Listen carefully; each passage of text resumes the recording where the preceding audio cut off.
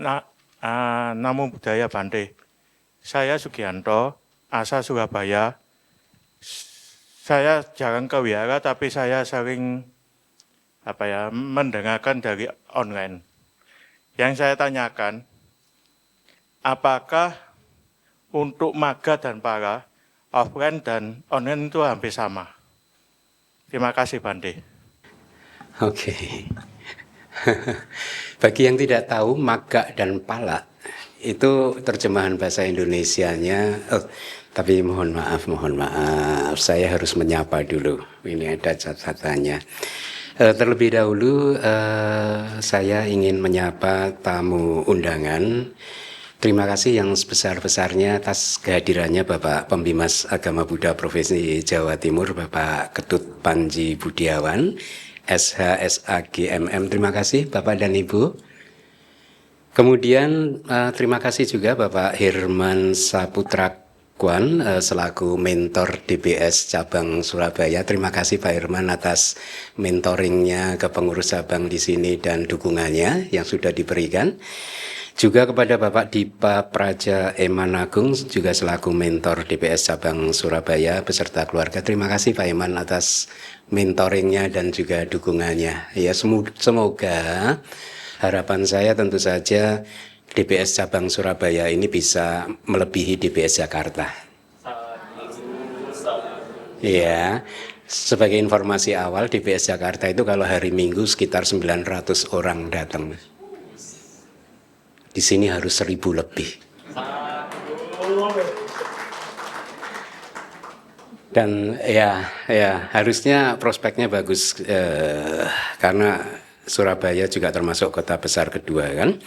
Kemudian Bapak Freddy Chandra, terima kasih beserta kerabatnya, koleganya. Bapak Sukoco Gunawan yang sangat rendah hati duduk di belakang ya tadi. Terima kasih Pak Sukoco atas kehadirannya.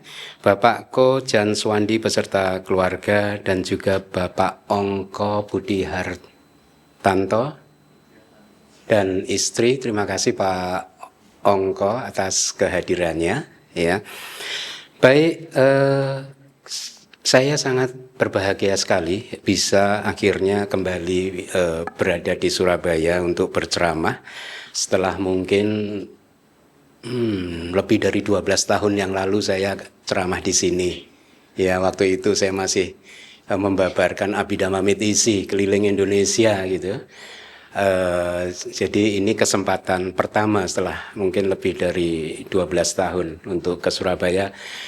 Dan kalau di sini sukses, saya akan sering ke sini.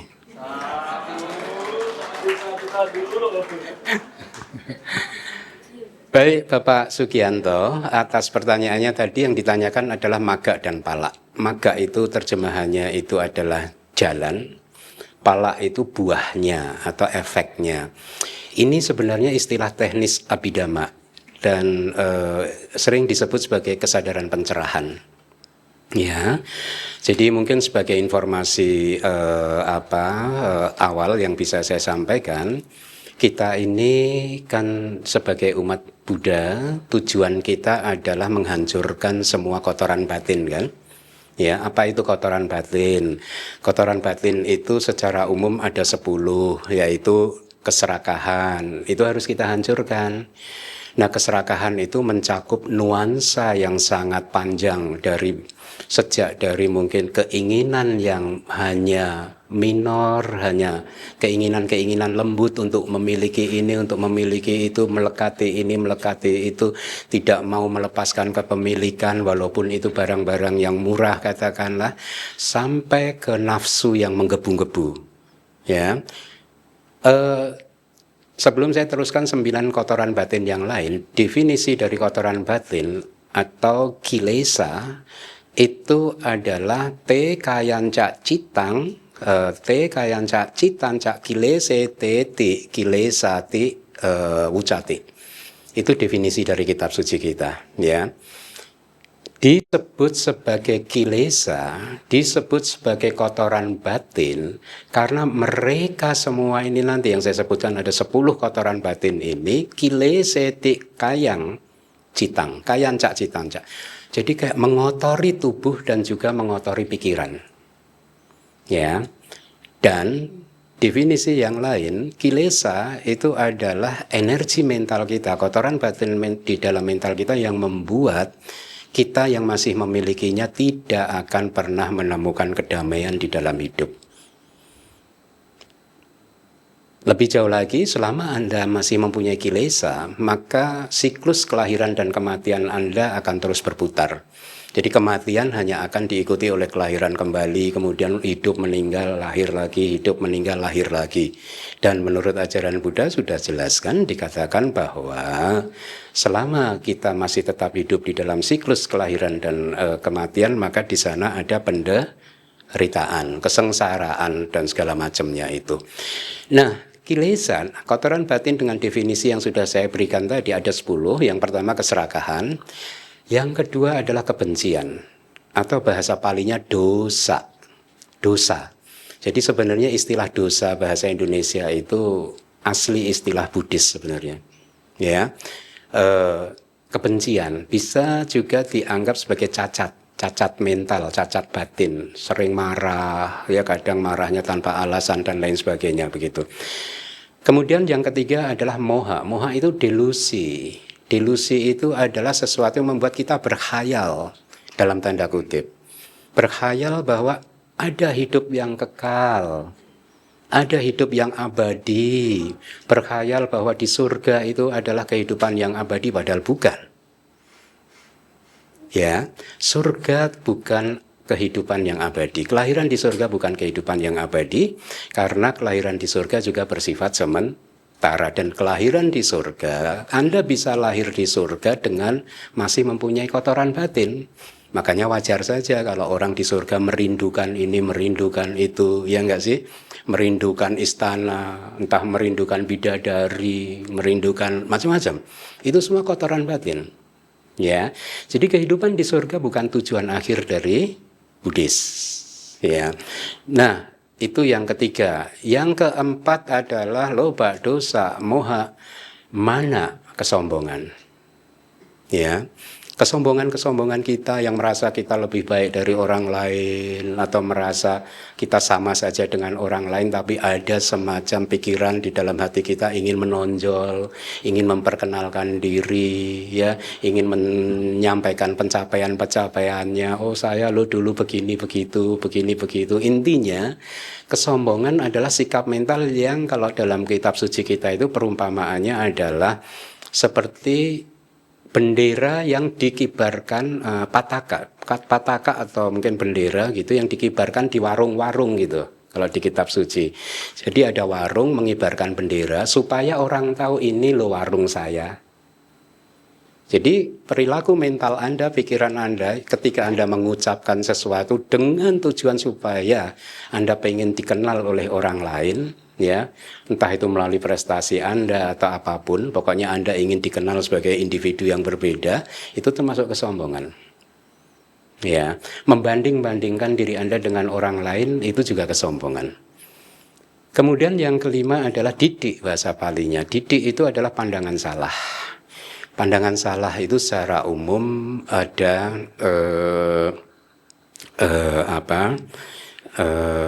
tiga, yaitu pandangan salah yang mempercayai ada kehidupan yang kekal. Ya, sebagai informasi awal lagi saya sampaikan bahwa menurut agama Buddha, satu sistem dunia, satu sistem tata surya itu ada 31 alam kehidupan.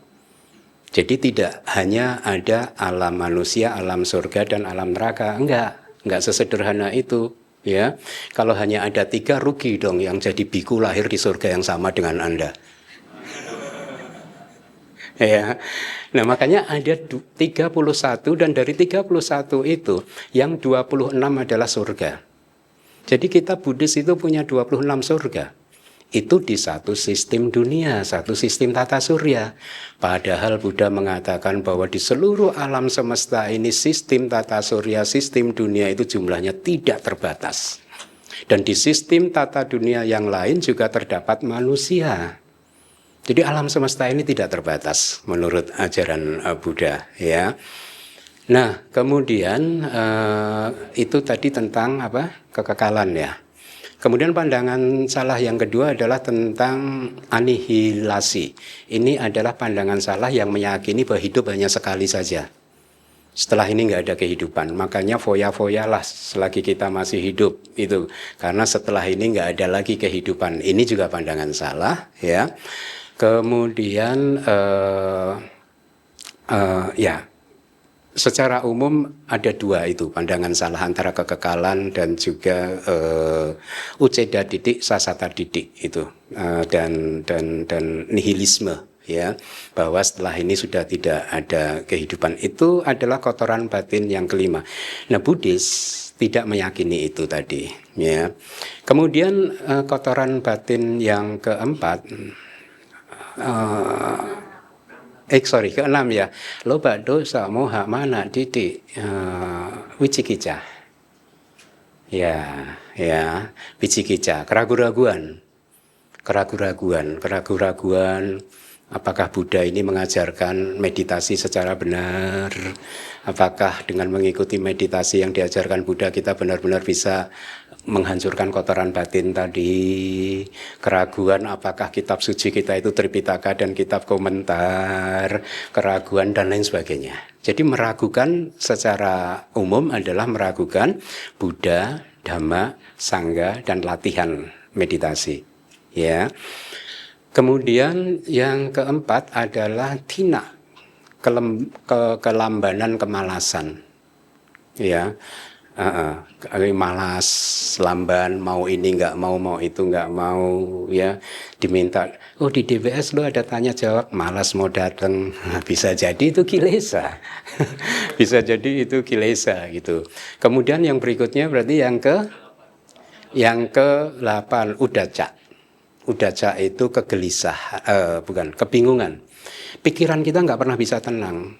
Ya, mikir A belum selesai sudah mikir B, mikir B belum selesai sudah mikir C. Makanya diberi perumpamaan oleh Buddha seperti seekor kera yang terus-menerus lompat dari satu dahan pohon ke dahan yang lain gitu ya. Nah, jadi pikirannya itu lompat-lompat terus nggak bisa fokus gitu. Ya, kemudian yang ke-9 dan 10 itu adalah satu paket, satu pasang, yaitu ahirika anutapa. Tidak memiliki rasa malu untuk melakukan kejahatan dan juga tidak takut dengan konsekuensi kejahatan.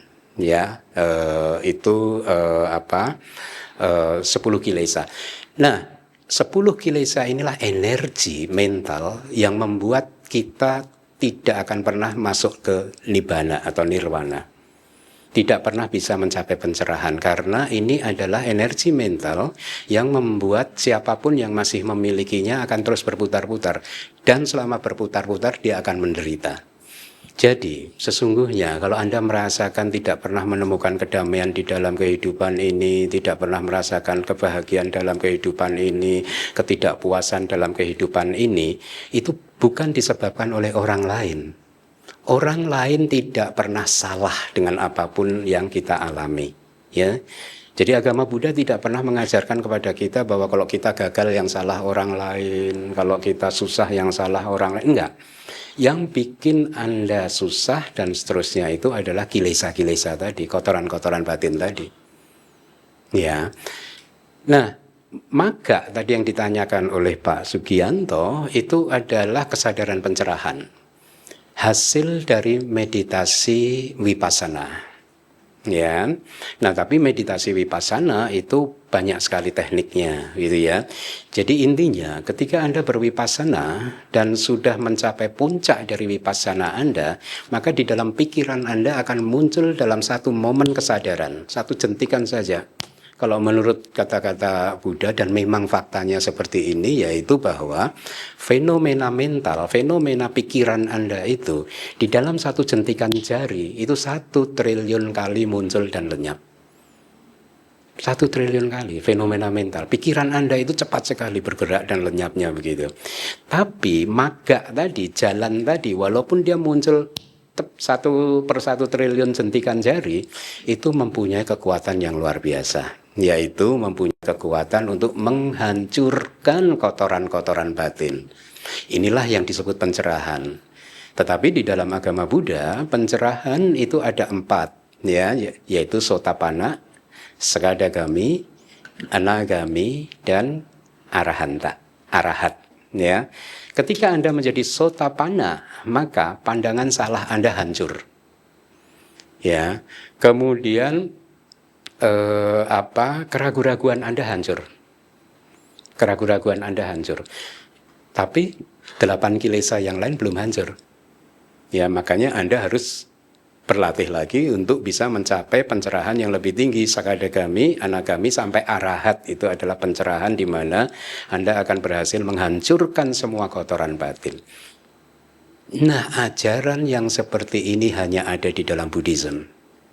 Makanya Buddha mengatakan, di luar ajaranku tidak ada pencerahan. Tidak ada pencerahan. Kalau definisi pencerahannya itu adalah menghancurkan kotoran-kotoran batin tadi. Dan apa yang saya ceritakan ini bukan sesuatu yang jauh dari jangkauan Anda.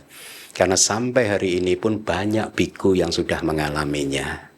Ya, betapa hidup itu jadi nyaman ketika kotoran batin itu sudah mulai terkikis gitu. Jadi ini tujuan Anda sebagai umat Buddha. Pala, buah yang ditanyakan Pak Sugianto tadi adalah efek dari kesadaran magga atau jalan. Ya, nah jadi begitu Pak Sugianto. Kalau tadi Anda tanyakan apakah magga pala orang yang nonton lewat YouTube dan hadir langsung itu sama, kira-kira gitu ya tadi ya. Magga dan pala nggak pernah bisa dicapai selain dengan meditasi. Magga dan pala harus dicapai dengan meditasi. Makanya kami para biku sukanya menyepi.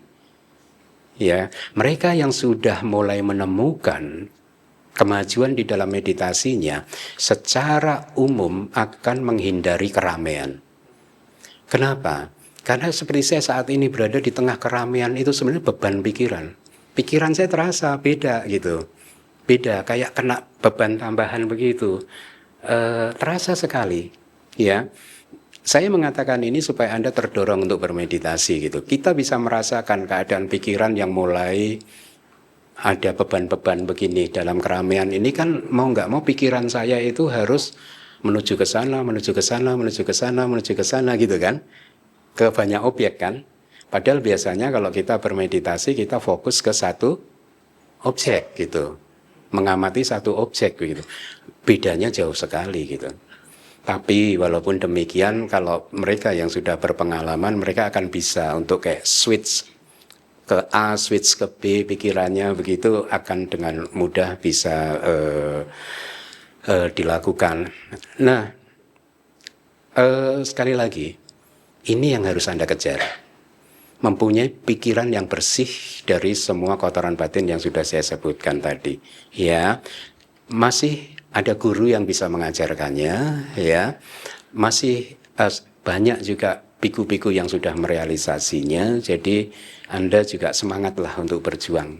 Ya, mumpung Anda lahir sebagai manusia kali ini, kelahiran yang sangat berharga, Anda harus manfaatkan kelahiran Anda itu sebaik-baiknya gitu.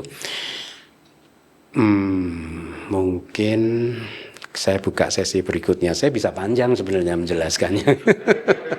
Tapi nanti waktunya habis untuk satu penanya gitu. Mungkin penanya kedua.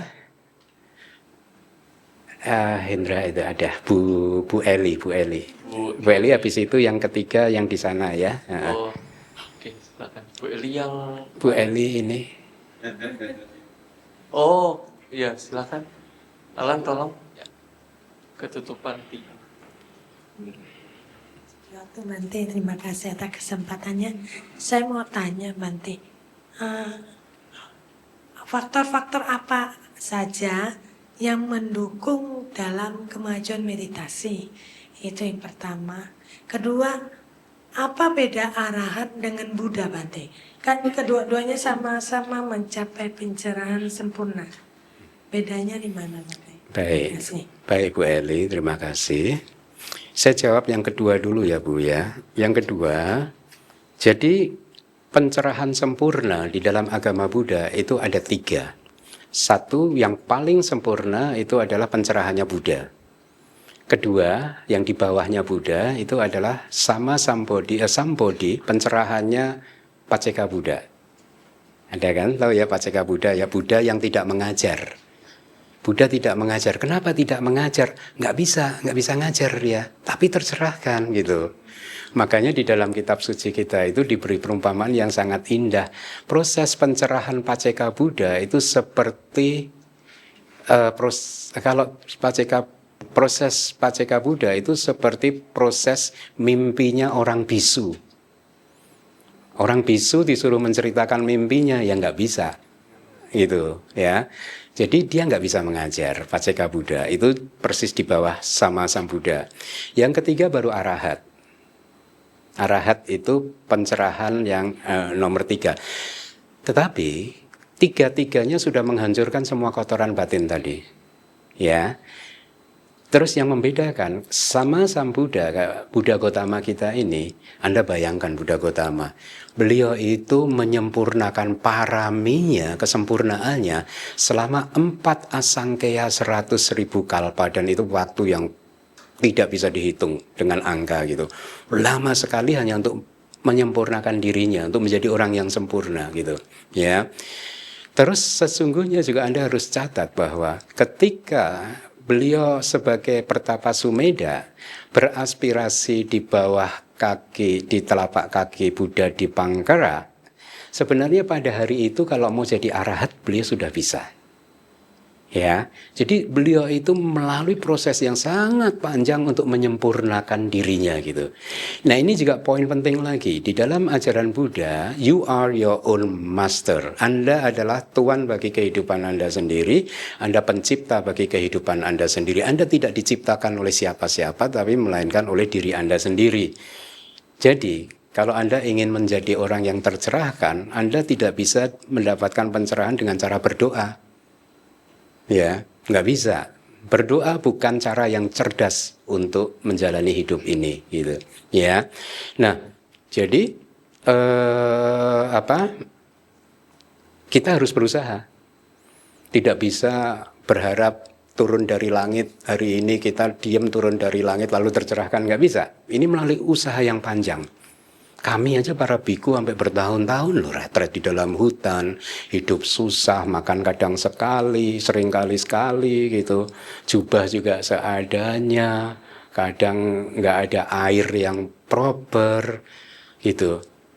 Ini proses yang panjang, tetapi ini adalah jalan menuju keabadian untuk mencapai nibbana, ya. Nah, Paceka Buddha sama Sang Buddha bisa mengajar. Kalau Paceka Buddha nggak bisa mengajar. Baik sama Sang Buddha maupun Paceka Buddha mencapai pencerahannya atas usahanya sendiri. Tidak dibimbing oleh guru. Tapi arahat mencapai pencerahannya dibimbing oleh seorang guru. Itu yang membedakan Bu Eli. Kemudian yang pertama tadi pertanyaannya saya lupa mencatat. Faktor apa yang membuat kemajuan dalam meditasi? Bu, seringkali orang berbicara faktornya adalah parami. Seringkali orang berbicara kesempurnaan kita dari kehidupan-kehidupan lampau kita. Walaupun itu benar, tetapi sebenarnya jangan pernah berpikir bahwa Anda kurang paraminya. Semua orang yang sudah lahir jadi manusia ini harusnya paraminya, kesempurnaannya sudah cukup. Jadi jangan berpikir, saya paraminya kurang. Tinggal Anda mau saja, mau atau tidak memutuskannya.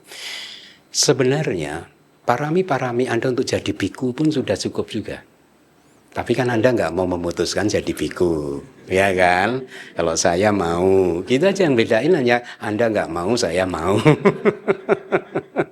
Kalau paraminya udah sama-sama cukup. Saya beri contoh perumpamaannya ya.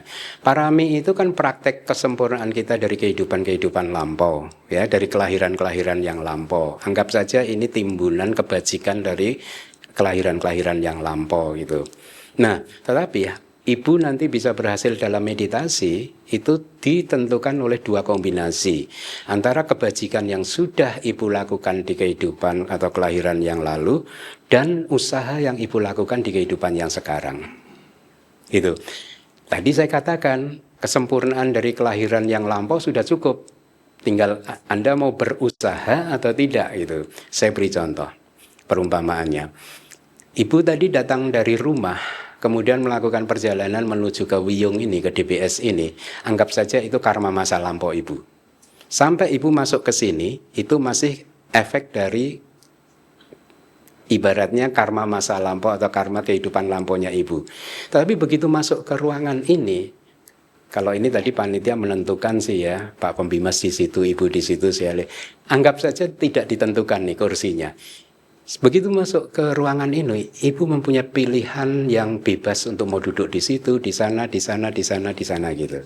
Putusan ibu untuk duduk di situ itu murni usaha ibu, karma ibu di saat yang sekarang. Jadi artinya akhirnya bagaimana kalau orang ingin sukses di dalam meditasi, ya usaha, wirianya ditingkatkan gitu. Terus harus di bawah bimbingan guru yang kompeten, ya. Harus di bawah bimbingan guru yang kompeten. Sekarang masih banyak kok guru-guru meditasi yang bagus-bagus, ya. Begitu kira-kira Bu. Mudah-mudahan terjawab. Baik, terima kasih Sayadaw. Berikutnya ada lagi yang bertanya? Itu tadi yang sana. Yang sana ya, Sayadaw ya. Ya, ya. Yang ya silakan.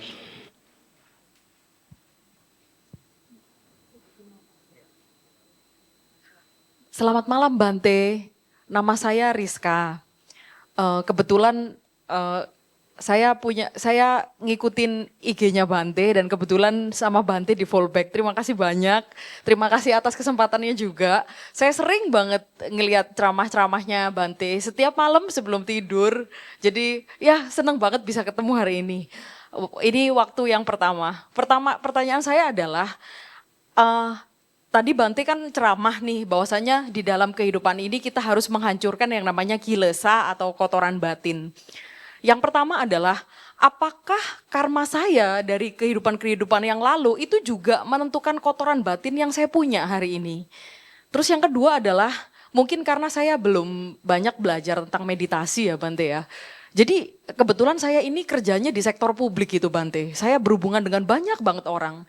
Nah ini kan ketika seperti ini kan menjaga hati dari kotoran batin ini bakal sangat sulit sekali gitu. Kira-kira kalau yang karmanya seperti saya harus berurusan dengan banyak orang itu bagaimana caranya untuk menghancurkan kotoran batin itu di kehidupan ini? Apakah cukup gitu kira-kira kehidupan ini untuk menghancurkan itu semua? Terima kasih.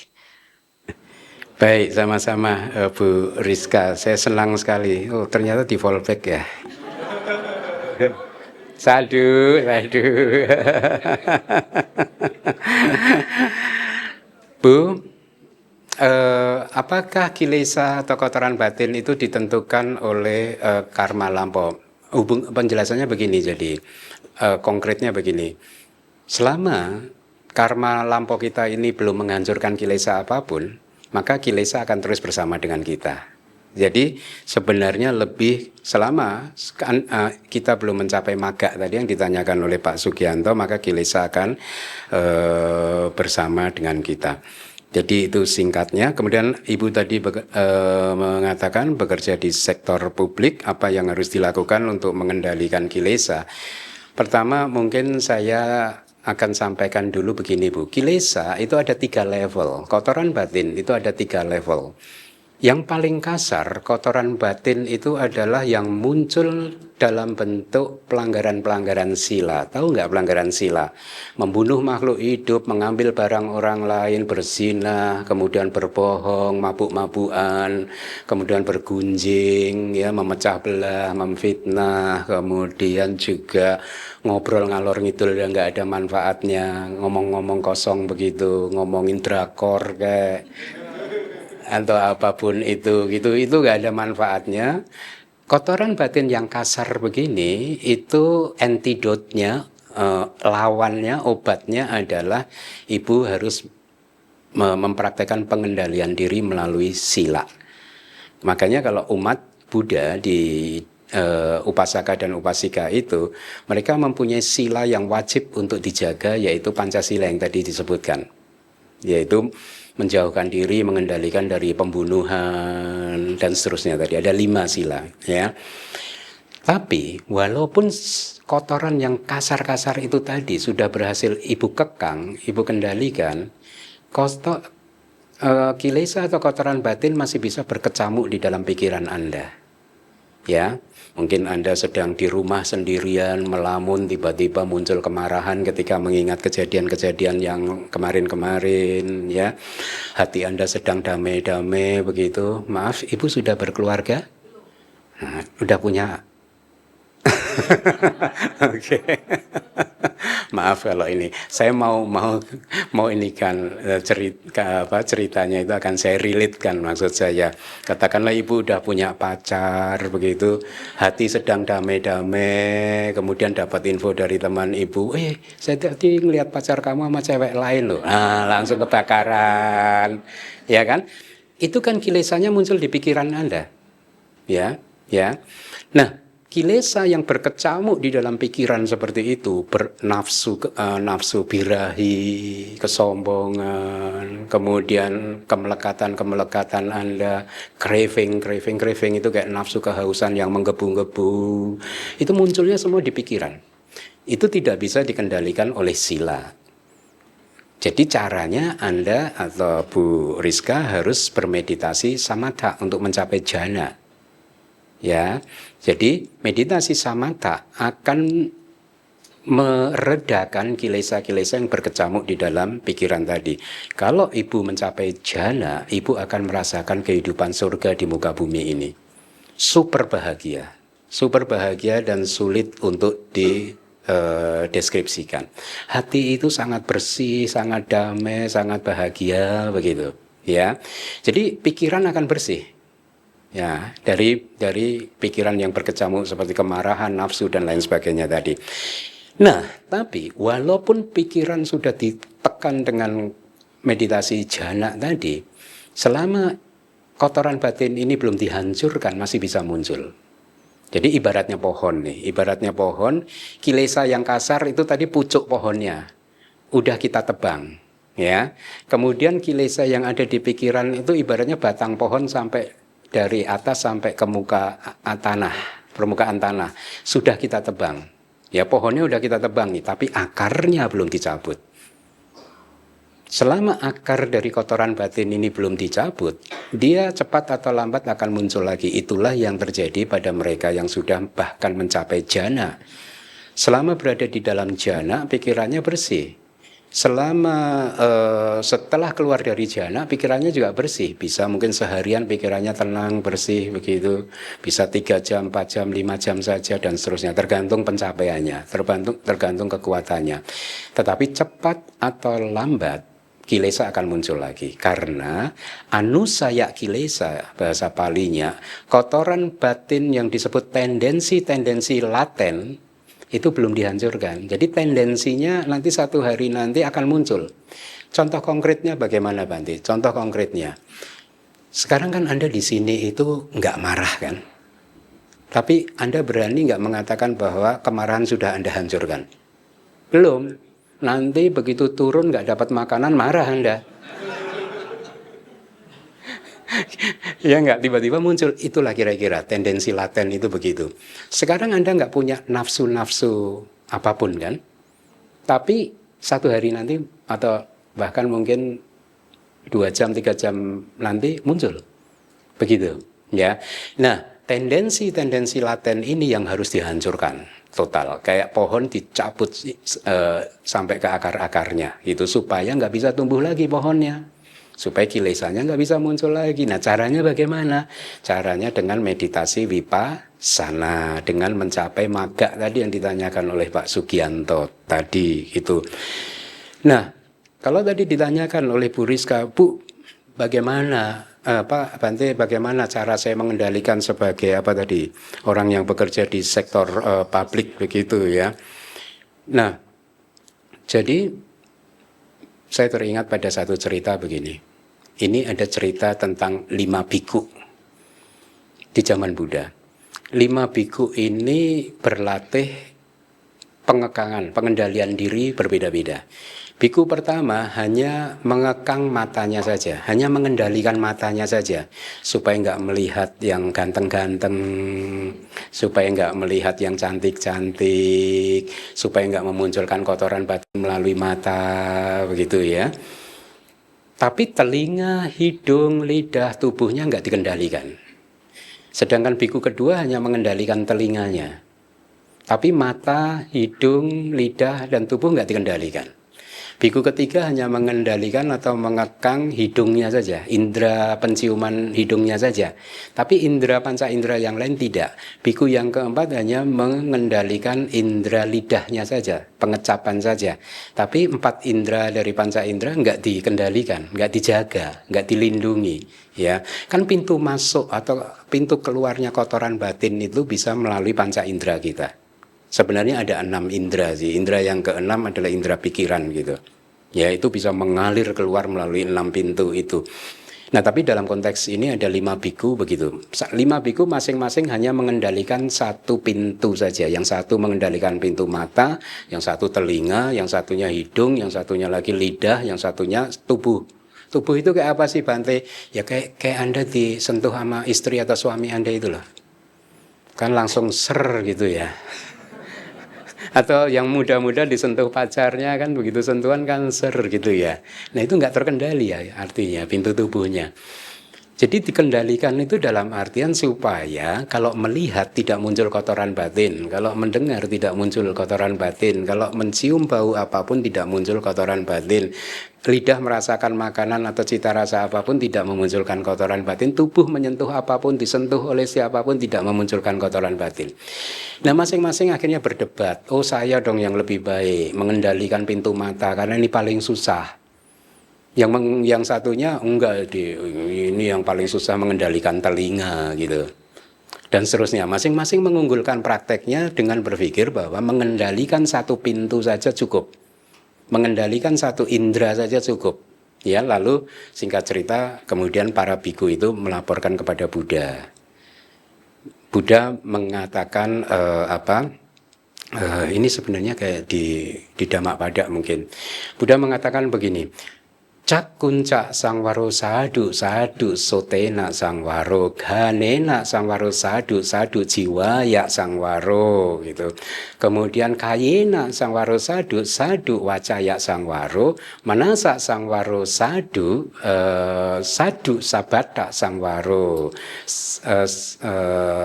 Artinya adalah begini. Mengekang indera mata itu adalah bagus. Tapi mengekang indera telinga juga bagus. Mengekang panca indera semuanya bagus gitu. Jadi sadu sabata sangwaro, mengekang semuanya itu bagus ya. Sabata sang wudho biku, seorang biku yang terkendali di semua tempat indera tadi, semua pintu indera tadi, sabak duka pamucati kata Buddha, terbebas dari segala bentuk penderitaan. Jadi menurut ajaran Buddha, kalau kita ingin terbebas dari segala bentuk penderitaan, maka kekanglah panca indera Anda. Apa sih mengekang panca indera Anda? Mengekang itu artinya menjaga pintu panca indera supaya tidak muncul kotoran batin ketika Anda melihat, mendengar, mencium, bau, merasakan makanan, dan seterusnya dan seterusnya.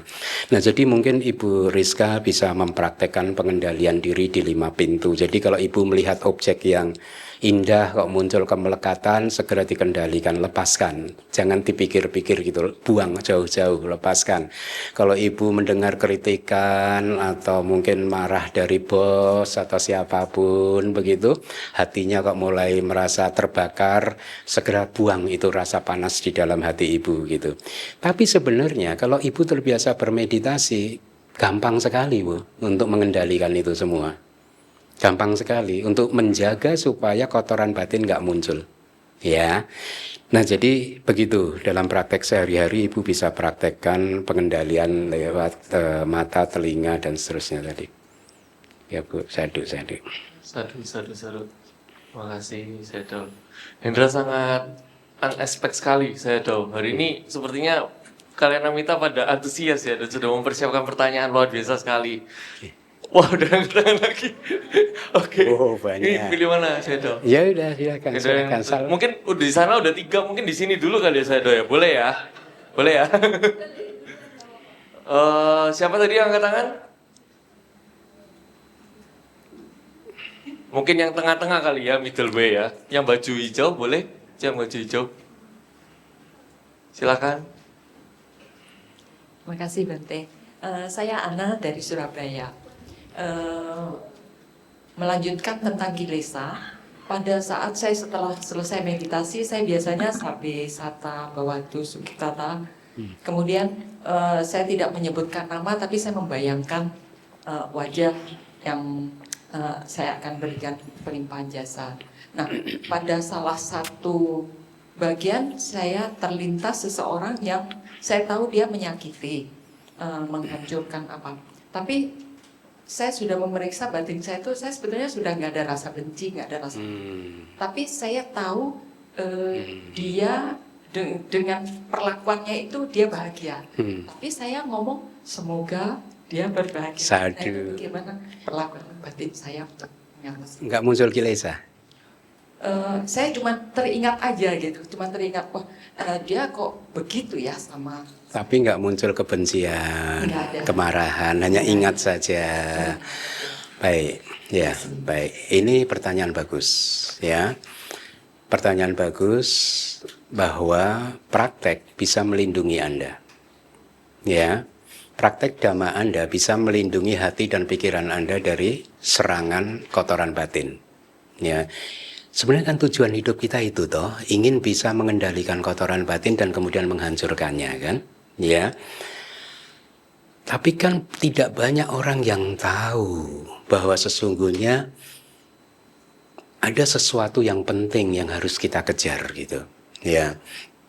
Jadi ada itu satu stansa di dalam Dhammapada itu yang berbunyi begini, sare saramatino saranca ca sarang dasino te sarang nadika jati mica sangkapa gojera. Artinya terhadap sesuatu hal yang tidak esensial, ya, seseorang berpikirnya ini sesuatu yang esensial. Jadi kebalik-balik cara berpikirnya. Terhadap sesuatu yang esensial, orang berpikir ini tidak esensial. Apa itu maksudnya? Sesuatu yang tidak esensial itu seperti misalkan kalau saya kelompokkan ada 3. Yaitu yang pertama tubuh. Tubuh itu sebenarnya bukan sesuatu yang esensial. Esensial itu kayak mungkin ini kata yang kurang tepat. Sebenarnya intisari gitulah. Ini bukan intisari yang harus kita kejar, tubuh jasmani begitu. Ya. Kemudian yang kedua itu adalah yang pertama adalah kekayaan. Kekayaan, harta benda itu bukan intisari dari kehidupan yang harus kita kejar. Yang kedua adalah tubuh jasmani kita, itu tadi. Itu bukan intisari yang harus kita kejar supaya sehat dan seterusnya, walaupun sehat itu bagus. Yang ketiga, nyawa atau kehidupan. Itu bukan essence, bukan intisari. Jadi sebenarnya dalam bahasa Pali, essence atau sara itu seperti misalkan jeruk, kalau kita peras kan muncul essence-nya itu, sari jeruknya itu. Nah begitu. Tapi orang berpikir secara terbalik. Makanya tadi di dalam Dhammapada Buddha mengatakan sare saramatino sare ca saranca dasino, ya. Jadi terhadap sesuatu yang bukan essence, bukan intisari, bukan perasan, orang berpikir ini perasannya itu. Ya, atau melihat sesuatu yang sebenarnya ini sesuatu yang essence, intisari, dia melihatnya ini enggak penting gitu. Jadi kebalik-balik. Nah, jadi ada 3 yang enggak penting itu sebenarnya. Maksudnya nanti saya jelaskan. Mengejar kekayaan itu bukan essence, walaupun penting. Merawat tubuh juga bukan essence, bukan intisari, ya. Kemudian kehidupan ini juga sebenarnya tiga-tiganya, harta, kekayaan, kemudian tubuh jasmani, dan kehidupan atau nyawa, ini masih bisa kita peras lagi kayak jeruk yang bisa diperas tadi, sampai muncul saripatinya tadi. Nah sekarang pertanyaannya, apa hasil perasan dari harta kekayaan? Hasil perasan dari harta kekayaan adalah berdana. Ya, jadi Anda boleh mengejar kekayaan, tapi jangan lupa bahwa kekayaan Anda tidak akan pernah mengikuti Anda melampaui kehidupan ini. Siapa yang bisa atau gini? Anda bisa membawa kekayaan Anda melampaui kelahiran ini? Siapa yang bisa? Nggak bisa. Kekayaan yang sudah Anda kumpulkan bisa hilang begitu saja. Ya, dengan berbagai cara. Bisa karena kebakaran, jadi kekayaan Anda hilang. Bisa karena banjir, kekayaan Anda hilang. Bisa karena disita raja atau mungkin didenda pemerintah. Ya, kekayaan Anda bisa hilang. Bisa karena dihambur-hamburkan oleh pewaris Anda yang tidak bagus. Ya, jadi kekayaan Anda, walaupun Anda jaga seperti apapun, tidak akan pernah bisa Anda bawa melampaui kehidupan ini, dan juga bisa hilang dengan tiba-tiba. Makanya ada kejadian orang yang tadinya kaya raya tiba-tiba bangkrut. Ada kan? Ya. Jadi kekayaan bukan sesuatu yang intisari sebenarnya, masih bisa diperas lagi. Apa perasan dari kekayaan? Berdana. Sekarang pertanyaan yang sama. Anda bisa nggak membawa dana kusala, karma baik dari berdana Anda, melampaui kelahiran ini? Bisa. Karma baik berdana Anda bisa hilang karena kebakaran nggak? Nggak bisa. Bisa hilang karena banjir nggak? Nggak bisa. Dicuri bisa nggak? Nggak bisa. Ya. Kemudian dihambur-hamburkan oleh anak Anda, pewaris Anda? Nggak bisa. Jadi kekayaan Anda kejar boleh, tapi Anda harus selalu ingat bahwa Anda masih punya kelahiran di masa depan. Anda masih punya kehidupan di masa depan. Kalau Anda di dalam kehidupan ini hanya mengejar kekayaan dengan memunculkan kotoran-kotoran batin dan lupa Anda peras tadi untuk menghasilkan esensinya itu, Anda rugi. Makanya ada tuh kata-kata Buddha itu begini. Ibaratnya rumah yang sedang terbakar, maka semua perabot yang terbakar sudah tidak bisa dipakai lagi. Sebaliknya, perabot-perabot yang tidak terbakar masih bisa Anda pakai lagi. Paham ya? Demikian pula wahai upasaka-upasika, kekayaan-kekayaan Anda yang sudah Anda gunakan untuk menyenangkan perut Anda, menghibur diri Anda, ya, untuk berfoya-foya ke sana kemari, itu ibaratnya perabot yang sudah terbakar. Tapi kekayaan yang Anda gunakan untuk berdana, Anda dana ke wihara, Anda dana kemana-kemana, itu ibaratnya perabot yang tidak terbakar, yang masih bisa Anda pakai di kelahiran Anda berikutnya nanti. Kenapa ada orang yang lahir kaya raya? Ada sebaliknya orang yang lahir tidak kaya raya. Karena mereka yang lahir kaya raya itu efek dari berdananya dia. Efek dari kemurahan hatinya dia. Bukan efek dari kerja kerasnya dia. Jadi in the ultimate sense, seseorang bisa kaya karena dulunya pernah berdana. Bukan karena kerja keras.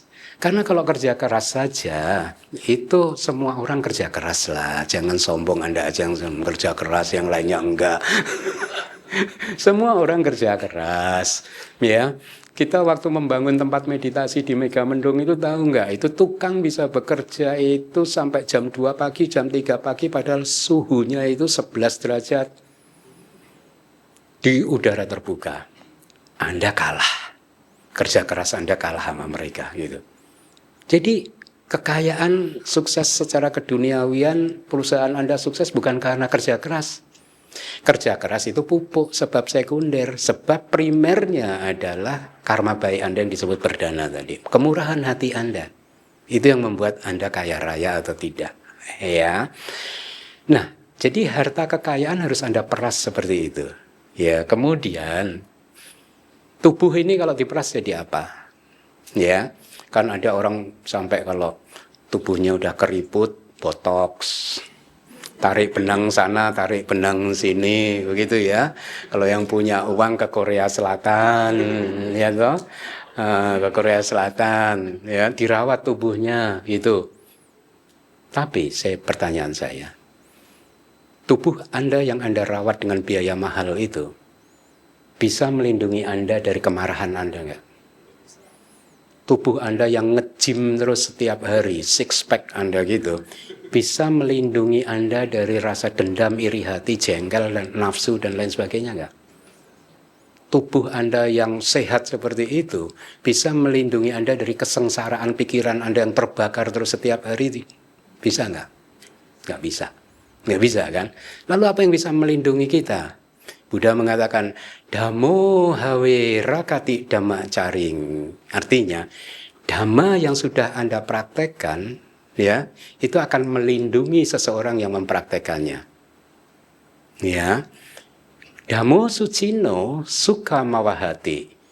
Praktek-praktek dhamma yang sudah Anda praktekkan dengan baik akan membawa kebahagiaan. Ya. Esa nisangso dhamme sucinui. Ini adalah manfaat ketika dhamma sudah dipraktekkan dengan baik. Nak dugating gacati dhammacari. Seorang yang mempraktekkan dhamma tidak akan pernah pergi ke dugati. Dugati itu bukan motor gede, itu bukan. Itu Ducati. Kalau ini Dugati. Dugati itu adalah tempat tujuan kelahiran yang buruk. Ada 4 tempat kelahiran yang buruk. Lahir di neraka, lahir menjadi hantu, lahir menjadi jin, asura, dan lahir sebagai binatang. Jadi seorang yang mempraktekkan dhamma nggak akan pernah lahir di 4 ini tadi. Ya. Tapi tubuh Anda nggak bisa menjaga itu semua. Benar? Ya. Oleh karena itulah tubuh harus diperas.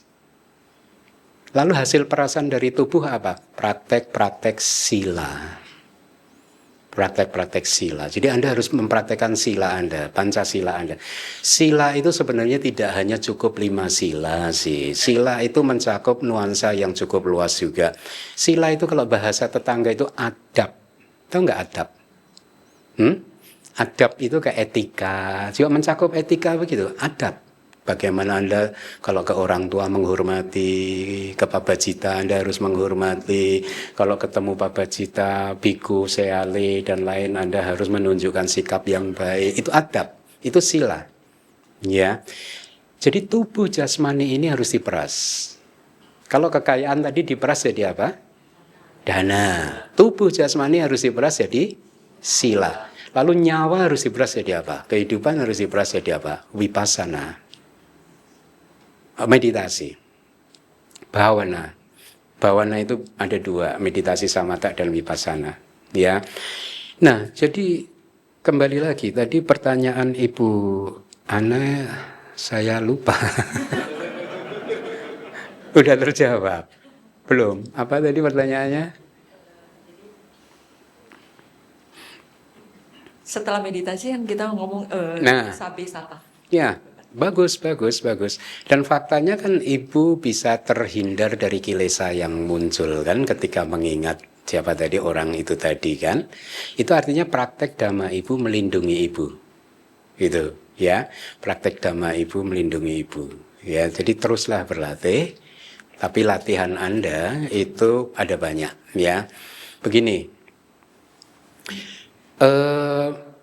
Ajaran Buddha itu terbagi menjadi 3 divisi. Yang pertama pariyati. Pariyati itu adalah pembelajaran kitab suci. Yang kedua adalah patipati. Ini praktek meditasi. Yang ketiga adalah patiweda. Ya, patiweda itu penembusan ketika Anda mencapai pencerahan begitu ya. Nah, jadi artinya 3-tiganya ini harus Ibu jalani. Pariyati juga harus dijalani, Ibu. Belajar kitab suci juga penting. Ya, jadi mudah-mudahan lah ya DBS Abang Surabaya ini nanti bisa memberi manfaat bagi banyak orang ya. Ya, nah saya sangat-sangat besar harapan saya ini Pak akan berkembang begitu ya. Karena di sini itu dikelola oleh Sele Parami. Sele Parami ini asli Surabaya loh, bagi yang belum tahu. Jadi spiritual patronnya DBS Abang Surabaya itu Sele Parami. Sele Parami itu jadi murid saya sejak tahun 12, sudah 14 tahun. Ya, dulu saya mendapatkan Sele Parami ini dari Surabaya ini. Setelah saya arahkan, saya didik selama berapa tahun jadi? Katakanlah 14 lah ya, selama 14 tahun. Sekarang dengan segala hormat saya kepada upasaka-upasika Surabaya, saya kembalikan Sele ke Surabaya.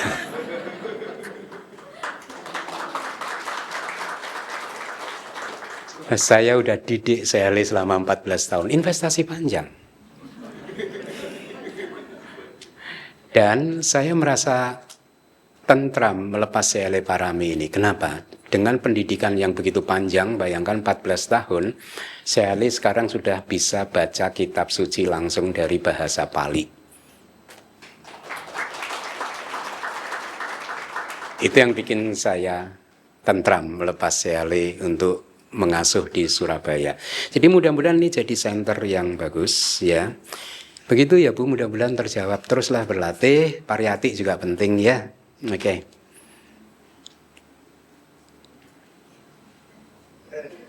Mungkin ada petugas dari belakang yang mengidentifikasi siapa yang Siapa menunjuk cepat? pertama. Iya. Siapa? Koko, oke. Yang mau cepat. Ya, silakan. Selamat malam Bante, saya Henry dari Surabaya. Bante, ada kebingungan dalam kehidupan kita ini, terutama saya ya. Di satu sisi saya mempraktekkan Dharma, tapi di satu sisi saya juga harus bertanggung jawab kepada keluarga, orang tua, anak ya. Karena keluarga itu apakah ini juga, saya ini bingung antara apakah ini tanggung jawab atau keterikatan. Jadi karena setiap kali setelah saya kayak retreat meditasi, saya merasa happy, tapi pulang itu kayak masuk samsara lagi gitu. Jadi sementara tubuh kita ini kan ada batasnya, ada umurnya gitu. Terutama kalau kita tua ya amit-amit kalau kecerdasan kita menurun gitu. Jadi ini kebingungan saya sebagai umat awam. Mohon kebijaksanaannya. Baik, Henry, siapa suruh nikah?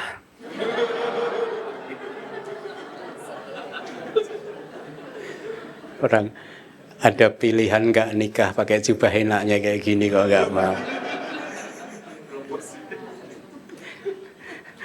Tetapi begini Henry, saya akan jawab dengan baik ya.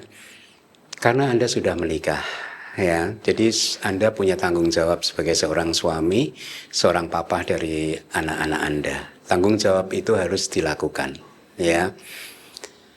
Kemudian kalau ditanyakan apakah ini kemelekatan, tergantung sih.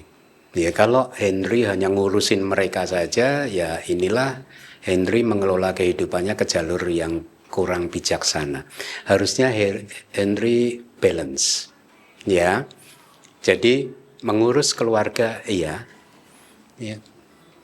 Dijawab dulu mungkin dari Dewa.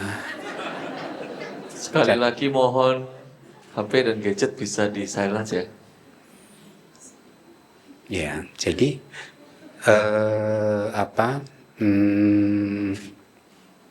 tetap saja karena pilihan sudah ditentukan, kamu harus bertanggung jawab sebagai seorang suami dan ayah ya. Karena kan banyak contoh di dalam kitab suci bahwa umat berumah tangga juga menjadi sotapana. Banyak contoh-contoh itu banyak. Jadi tinggal Anda balance saja, seimbangkan saja ya. Kalau pulang justru Anda sudah merealisasi duka kan tadi. Ya. Nah, Jadi jadikan kehidupan rumah tangga sebagai gurunya Henry yang mengajarkan Henry tentang dukkha itu tadi. Ya, ingat Buddha mengatakan di dalam kebenaran mulia, dukkha parineya, parineya itu dukkha itu seseorang harus memahami dukkha itu sepenuh-penuhnya, bukan untuk dihancurkan. Dukkha itu enggak untuk dihancurkan. Kita nggak bisa menghancurkan dukkha. Sasaran yang bisa kita hancurkan adalah sebabnya dukkha. Sebabnya dukkha itu adalah kemelekatan tadi, itu ya. Nah, jadi sebenarnya Henry masih bisa berlatih dharma sebagai perumah tangga, ya. Nah, oleh karena itu tapi praktekkanlah dengan baik, ya. Praktekkan dengan baik itu bagaimana? Saya kemarin mencoba untuk mereconfirm dengan Pak Kadek, ya, mengkonfirmasi ulang dengan Pak Kadek. Begini, Pak Kadek, dulu waktu belajar di Myanmar kayaknya saya ingat dulu di masa-masa dulu itu Theravada di Myanmar itu seperti terbelah dua. Terbelah dua itu adalah satu, kelompok pertama ini adalah biku-biku yang mengajarkan kitab suci. Ya.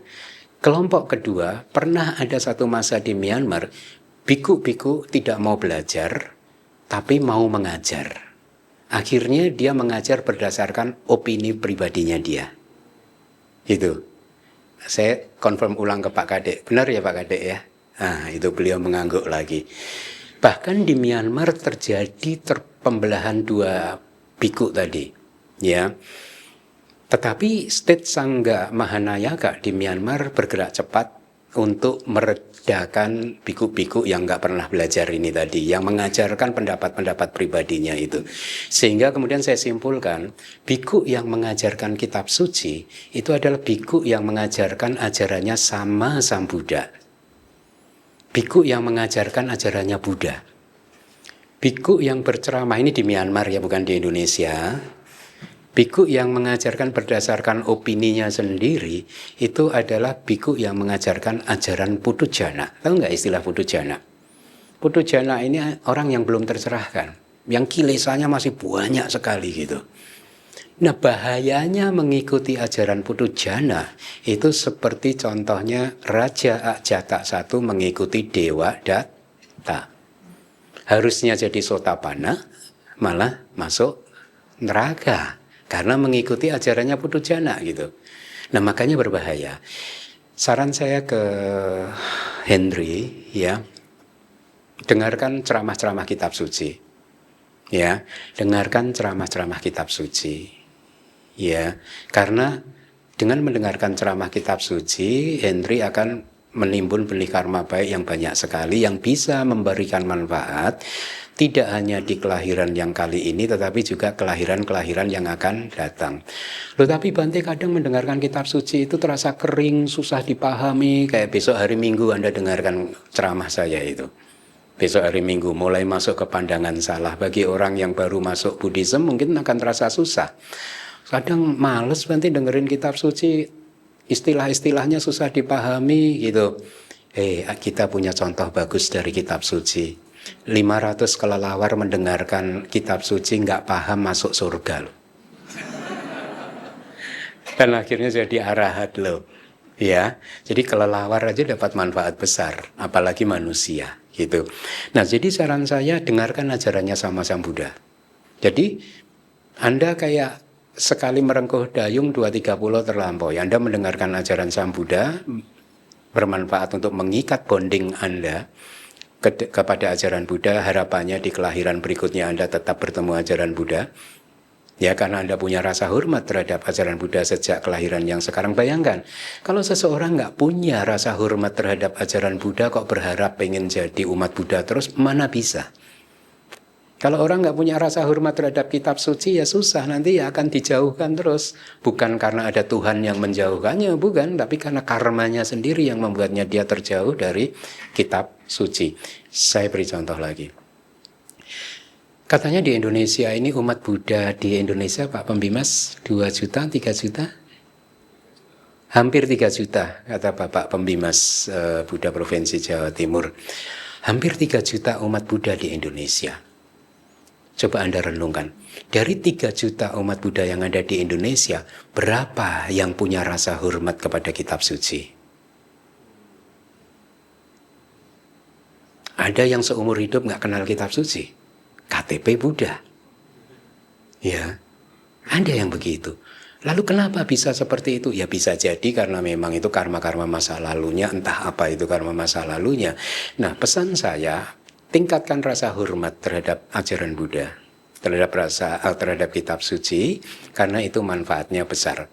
Kan katanya, ajaran Buddha menurut kitab suci kita, itu Buddha Gautama ini ajarannya akan bertahan selama 5.000 tahun. Sekarang sudah 2.600. Berarti ajaran Buddha Gautama ini masih eksis di muka bumi ini selama 2.400-an tahun lagi. Artinya, katakanlah ini, gara-gara Henry mendengarkan Anda bertanya, saya ada menjawab malam ini, Henry menanam karma baik, ya, yang banyak sekali. Lalu setelah kelahiran yang sekarang, gara-gara mendengarkan ini tadi, Henry lahir di surga. Aduh. Dan Henry lahir di surga, hidup di sana selama 2.300 tahun. Tahun manusia. Jadi 2.300 tahun kemudian, Henry meninggal dari alam surga, lahir lagi jadi manusia. Henry masih ketemu kitab suci Tripitaka yang sama. Ya, kalau dulunya udah pernah belajar, kali itu akan cepat sekali memahaminya. Makanya banyak cerita-cerita itu di kalangan para biku. Baru baca kitab sekali kayaknya udah pernah, terus gampang menghafalnya, dan seterusnya begitu Henry. Ya, apakah dia cerdas? Enggak. Kalau menurut penjelasan Buddhis bukan karena dia cerdas, karena dia dulu sudah pernah belajar. Di kelahiran yang lampau dia pernah belajar. Jadi kelahiran yang kali ini dia kayak diingatkan lagi, mengulang lagi begitu, gitu. Nah, jadi pesan saya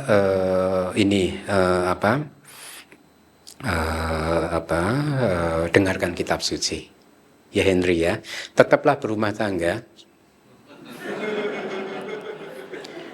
Jangan kok gini. Jangan sia-siakan istri dan anak-anakmu. Anda tahu nggak? Ini model Ame nih. Seseorang yang menikah itu kan pasti karena cinta kan? Setuju ya? Dan Anda tahu nggak? Jadi pernikahan Anda, orang menikah itu atas dasar cinta. Padahal cinta itu buta. Artinya pernikahan hanya untuk orang buta. Kalau orang yang melek nggak mau nikah. Enggak, jokes Henry, jokes. Paham ya Henry ya? Oke, baik. Panitia tadi bisa lihat siapa yang tercepat? Tuh. Oke, silakan. Terima kasih panitia.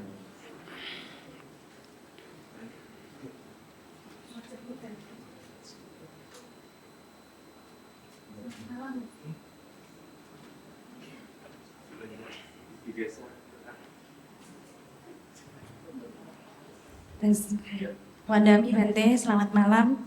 Perkenalkan, nama saya Suba, saya dari Surabaya. Bante, mohon bimbingannya mengenai praktek berdana yang murni. Dalam batin saya sering terjadi pergolakan antara konsep punya keta atau mencari ladang pahala yang subur dengan pandangan anatta tanpa diri. Pertanyaan saya, Bante, bagaimana cara menjaga agar saat kita memilih ladang yang subur, batin kita tetap murni dari 3 sisi, yaitu tidak melekat pada sosok si pemberi, tidak mendiskriminasi penerima secara keliru, dan tidak perhitungan terhadap objek yang diberi. Bagaimana agar pemilihan ladang tersebut tidak menjadi kalkulasi ego saya, melainkan tetap menjadi sarana untuk mengikis konsep aku. Terima kasih Bante, mohon bimbingan. Baik, Subha, nama yang bagus. Tentang berdana. Mungkin saya jawab dengan satu cerita dari kitab suci kita. Pernah dengar ceritanya Dewa Angkura dan Indaka enggak? Ya, jadi begini. Ini ada dua pemuda. Sebelum lahir jadi dewa, mereka dua-duanya pemuda. Yang satu bernama Angkura, yang satu bernama Indaka. Ya. Nah, pemuda yang bernama Angkura ini sangat murah hati. Kata kitab suci kita, dia itu membangun perapian kayak tempat sauna itu sepanjang 12 yojana, membangun toilet sepanjang 12 yojana selama 10.000 tahun. Karena hidup manusia pada zaman-zaman dulu itu kan panjang sekali kan. Jadi dia sangat murah hati, membangun perapian, sauna, toilet umum, memperbaiki jalan umum, ya. Kalau dihitung uang yang dikeluarkannya udah sangat besar sekali. Sementara Indaka, pemuda yang bernama Indaka, itu hanya berdana 1 sendok makanan kepada Yang Mulia Anuruddha. Yang Mulia Anuruddha ini seorang arahat. Kebetulan waktu itu baru saja keluar dari Palak Samapati, pencapaian buah gitu. Nah, singkat cerita, akhirnya mereka ini terlahir di alam surga. Dan ketika terlahir di alam surga, itu mereka lahir di alam surga yang sama. Jadi ketika Sang Buddha itu membabarkan Dhamma, Abhidhamma di surga Tawatingsa, duduk di Panduk Kambala Sila, jadi itu kayak batu Panduk Kambala, itu si Angkura yang menjadi Dewa Angkura itu duduk di sebelah kirinya Buddha.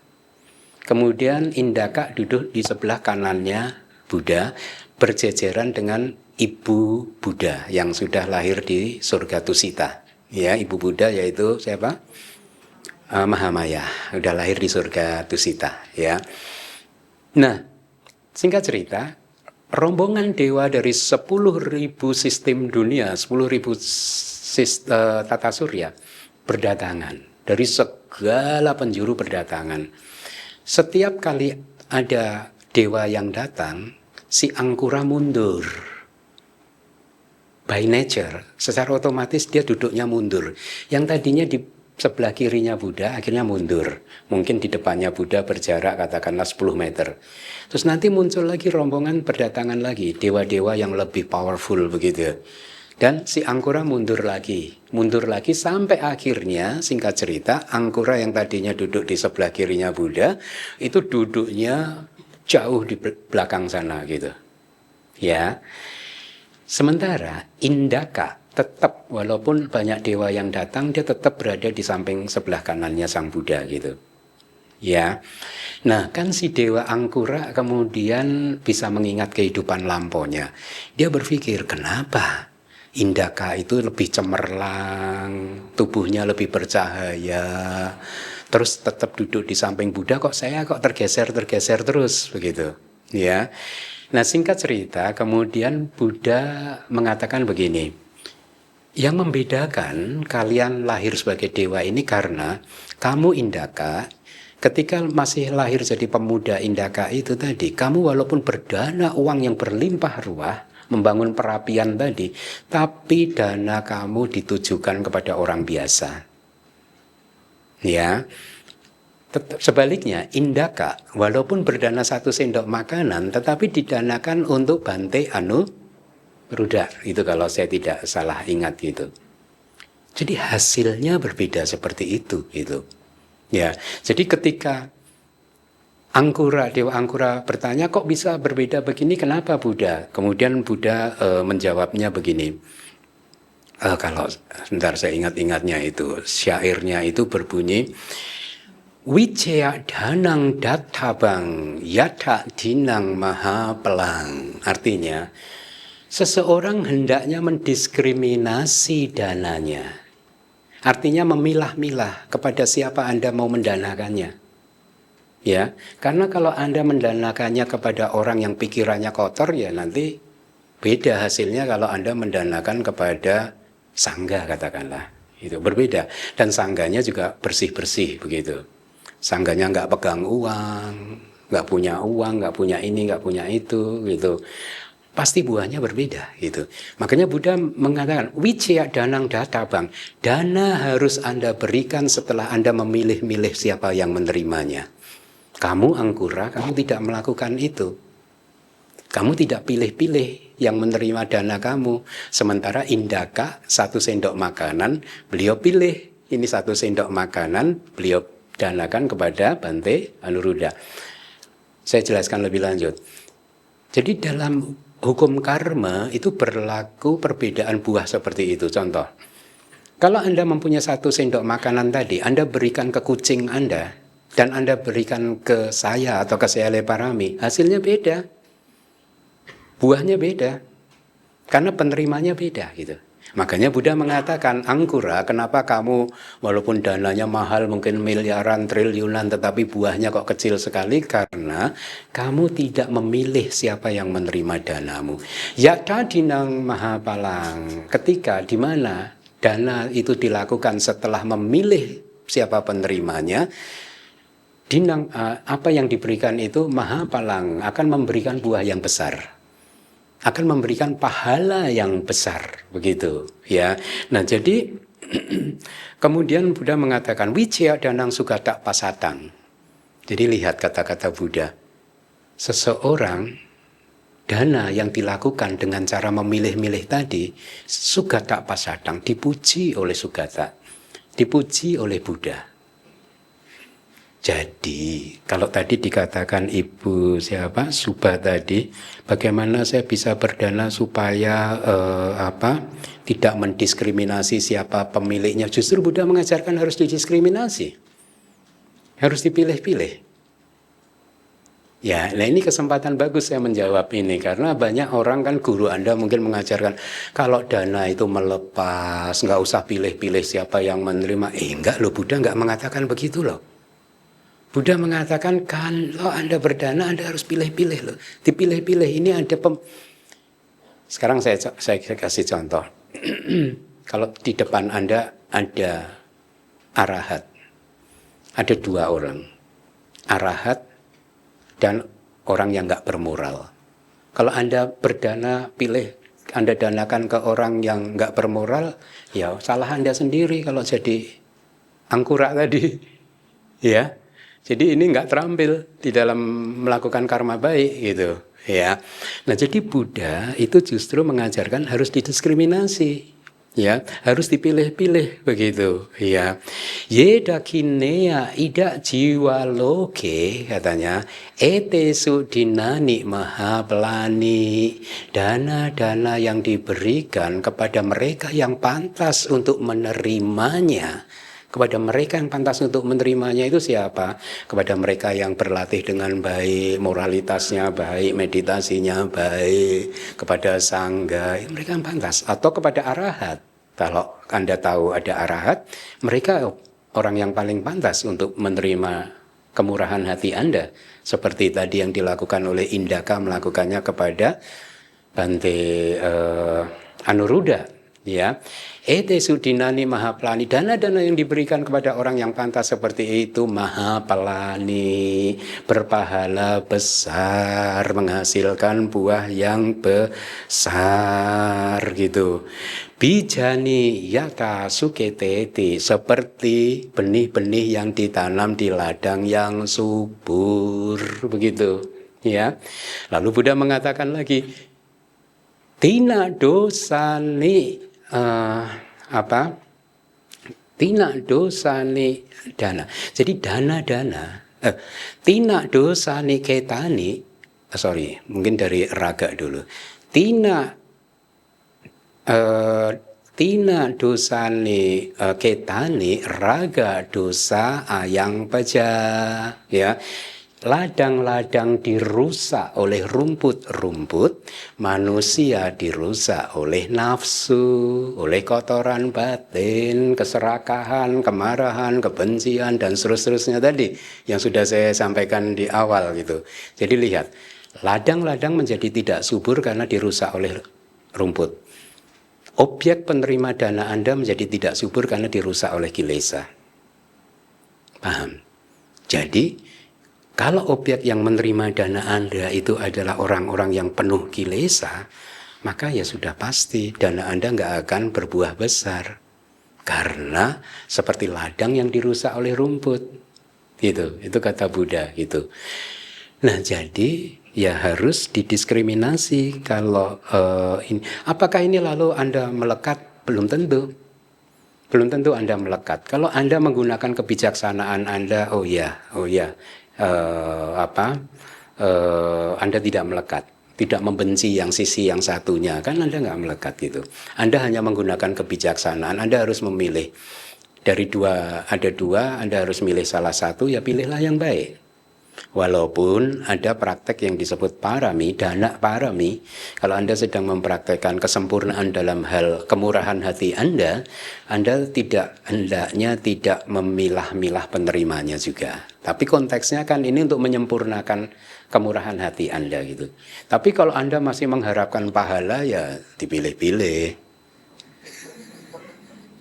Kira-kira begitu ya Bu Suba. Ini tadi saya dari tadi udah dikasih tinggal 5 menit, udah lewat nih harusnya ya. Jadi saya tahu gimana? Mohon izin apakah Kayaknya masih banyak. lanjut pertanyaannya? Tergantung panitia sih Pak Gondo. Gimana Pak Gondo? Pak Kadek? Satu pertanyaan lagi. Wah, masih banyak nih. Gimana? Ya, Pak Saya Gondo tahu. aja, Pak Gondo. Pak Gondo aja yang milih. Silakan Pak Gondo. Oh enggak, yang pertama dulu aja siapa? Bu Wiwi.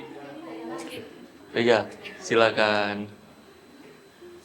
Terima kasih Pak Gondo. Wandami Bante, Ahang Wiwi Setio Ridhi Homi, promosi sedikit hasil belajar bahasa Pali. Begini, tadi di awal sempat disinggung oleh Bante bahwa ketika misalkan kita belajar bahasa belajar semakin memahami Dhamma, apalagi kalau misalkan kita ini memahami Abhidhamma ya, itu semakin menyukai saat-saat sepi gitu, menyendiri seperti itu. Nah, pertanyaan saya adalah ketika misalkan kita melihat saya melihat seseorang tuh ada beberapa hal yang anomali menurut saya, tapi bisa jadi saya salah. Ada yang ketika dia belajar itu kemampuan dia untuk memahami orang lain kok malah menurun, gitu. Jadi empatinya berkurang. Menurut dia, kamu masalahmu gini, didengarkan tidak sampai selesai dan akhirnya jawaban yang diberikan itu malah tidak tepat sasaran. Jadinya apatis terhadap lingkungan. Kemudian yang kedua, ada ketika seseorang belajar Dhamma, dia mulai menganalisis orang lain. Oh, ini dia mengalami ini itu pasti karena ini. Gitu. Menurut saya juga kurang tepat kalau terlalu dibicarakan. Kemudian yang ketiga, berdebat dengan orang lain. Nah, 3 kasus ini jadi alarm bagi saya sendiri. Bagaimana ketika kita belajar Dhamma, memahami Abhidhamma, itu tidak bersikap apatis kepada lingkungan, tidak gampang menghakimi orang lain, dan bagaimana untuk kita tidak menghindari berdebat dengan orang lain gitu. Seperti itu, Bante. Iya, supaya tidak apatis ya. Apatis itu kan cuek, tidak mau tahu. Tidak mau tahu apa yang sedang terjadi begitu ya. Kadang apatis bisa muncul dari kilesa, dari kotoran batin. Karena rasa nggak mau tahunya itu bisa muncul dari kotoran batin. Nah, apa yang harus kita lakukan sebenarnya adalah lebih tepat kata palinya itu UPK. UPK itu keseimbangan batin. Jadi ketika kita melihat atau mengalami kejadian-kejadian apapun yang berkaitan dengan orang lain, batin kita itu berada di tengah-tengah seimbang. Tidak melekatinya, tidak juga membencinya. Tidak menyukai, tidak membencinya juga gitu ya. Tetapi tahu orang itu seperti apa gitu. Cuman Anda memilih untuk berada di tengah, netral ya. Anda tahu persis dengan kebijaksanaan Anda sifat orang seperti itu. Nah, biasanya bagaimana cara untuk mempraktekkan yang seperti ini? Biasanya saya kalau mengajarkan murid kepada murid di Jakarta itu Praktekkan perenungan seperti ini. Sabe sata kama saka. Semua makhluk itu sesungguhnya memiliki karma sebagai propertinya. Orang yang seperti Bu Wiwi ceritakan tadi seperti itu karena karmanya mereka sendiri yang mereka lakukan di masa lalu, itu ya. Sabe sata kama saka. Semua makhluk memiliki karmanya sendiri, kama yoni, kama bandu, kama daya, kama pati sarana dan seterusnya gitu. Lahir dari karmanya, mewarisi karmanya, memiliki sanak famili, itu adalah karma-karmanya sendiri begitu ya. Jadi dengan merenungkan seperti itu Anda memunculkan kebijaksanaan. Oh ternyata yang membedakan manusia itu adalah perbuatan-perbuatannya, karma-karmanya. Ya, bukan karena kelahirannya, bukan karena pendidikannya, bukan karena kastanya, bukan karena apapun yang lain, tapi karena perbuatan-perbuatannya. Ada orang yang hina, ada orang yang mulia, itu karena perbuatannya sendiri, bukan karena kelahirannya. Ya, jadi renungkan seperti itu tanpa membenci atau melekatinya gitu. Jadi dengan perenungan-perenungan seperti itu nanti Anda akan bisa secara perlahan-lahan berkembang di dalam Dhamma. Ya, praktekkan terus ketenangan seimbangan gitu. Oke? Ya. Itu Bu Rosa ya dari tadi angkat tangan terakhir.